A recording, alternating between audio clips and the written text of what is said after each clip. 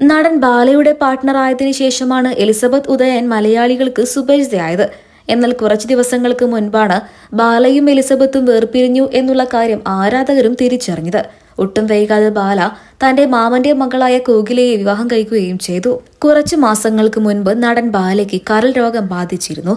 ആ സമയത്ത് ബാലയ്ക്ക് താങ്ങും തണലുമായി നിന്നത് പാർട്ട്ണറായ എലിസബത്ത് തന്നെയായിരുന്നു.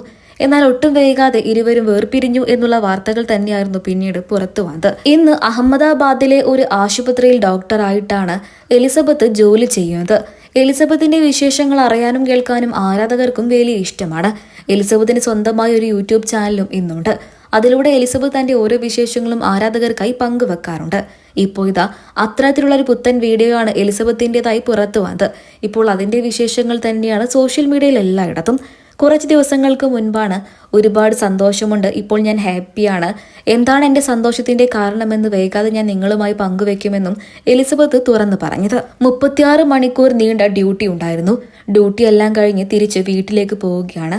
കുറച്ചു ദിവസത്തിനുള്ളിൽ തന്നെ ഞാൻ എന്റെ സന്തോഷം നിങ്ങളുമായി പങ്കിടുമെന്നാണ് എലിസബത്ത് തുറന്ന് സംസാരിച്ചത്. എലിസബത്തിന്റെ പുത്തൻ വിശേഷങ്ങൾക്ക് വേണ്ടി കാത്തിരിക്കുകയാണ് ആരാധകരെല്ലാവരും. കുറച്ചു ദിവസങ്ങൾക്ക് മുൻപാണ് ഹിമാലയയിൽ ട്രെക്കിംഗ് നടത്തിയതിന്റെ സന്തോഷം എലിസബത്ത് സോഷ്യൽ മീഡിയയിലൂടെ ആരാധകരുമായി പങ്കുവച്ചത്. ഇനി അതായിരിക്കുമോ ഈ സന്തോഷം എന്നും ആരാധകർ ചോദിക്കുന്നുണ്ട്.